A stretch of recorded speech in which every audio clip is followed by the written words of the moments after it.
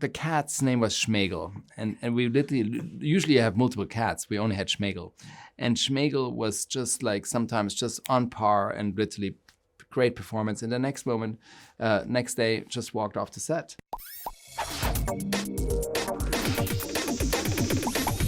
So, A Man Called Otto was first a book, A Man Called Otto, and turned into a Swedish film as well. So when did you first become aware of the story, and what made you want to take the project on? I first read the book, A Man Called Otto, and it was really inspiring. I loved it. It made me cry and laugh. And then I realized there was a Swedish movie, which I watched, and I thought it was terrific as well. And I felt like, this character is almost like so Shakespearean, like Hamlet. You can put it in any culture, anywhere. And I thought it would be really, it needs to be seen by even a wider audience. So that's, and then ultimately, when we all came together, Tom, Rita, Frederick, Renee, and myself, and David McGee, who wrote the adaptation I worked with on Finding Neverland, we all realized we wanted to make the same movie, and it was a really just very symbiotic experience. Don't you dare let that little red dog piss on my walkway again. Ignore him, Print. He has no idea who's doing that. Well, it was one of you. You talked about it being sort of comedy and drama, and these things exist along the same side. It's when it's dramatic, it's very dramatic, and it's really intense issues going on there. When it's funny, it's incredibly light. How do you go about, as a director, sort of navigating both of those and keeping that balance? I felt that obviously a lot of happens in editorial and and massaging that silver lining between the dark and the light, and some of it is this extreme juxtaposition of very dark and very light just next to one another, which makes you laugh and cry. But ultimately, it's this also what's very important is sometimes the sound can carry you back and forth, and even Otto's sounds and how he acts, and it's like the pushing the drama and the comedy closer together and making both more extreme brings out more emotion and it's funnier, and I just enjoyed watching that. I'm sorry you get me here earlier. The whole neighborhood is falling apart these days. Tom is the leading an ensemble cast, really. It's a film that's very much about its community, about neighbours. How did you go about finding all the different characters, the different chess pieces, I suppose, to put together this team, this ensemble cast? You obviously start with Tom, and then the other most important part is Marisol, Mariana Trevino. You want to make sure, because most of the comedy comes between the two of them, and most of the heart of the movie comes between the two of them. So if that relationship doesn't work, nothing else worked. So we casted her first, and once I said, okay, this is gonna work, then I started putting the neighborhood together and every other character and secondary character, her husband, and like Manuel and Cameron, like who plays Jimmy, and so on. Can you please give me a ride? I don't have a license. You don't have a driver's license? How old are you? The community is sort of one thing, but I feel like there are a lot of different messages in this film. Do you have anything that you think is key to what you want audiences to take away from the film?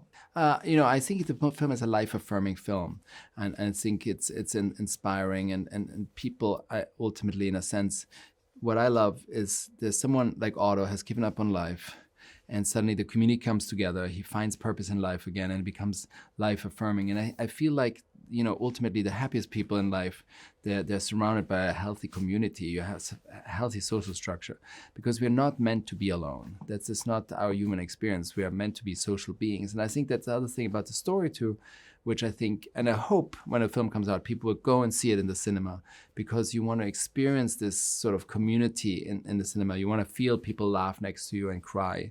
And hopefully people not watching it alone at home. The location itself, the street, it's almost too perfect. I was wondering if it's a real location. How did you find it? And if it was constructed, what went into sort of visualizing this neighborhood, which is part of the film, really? Yeah, it is a real location, and the location manager couldn't find a location, and then Barbara Ling, the production designer, looked at Google Earth and suddenly saw the location and felt like this is absolutely perfect and right.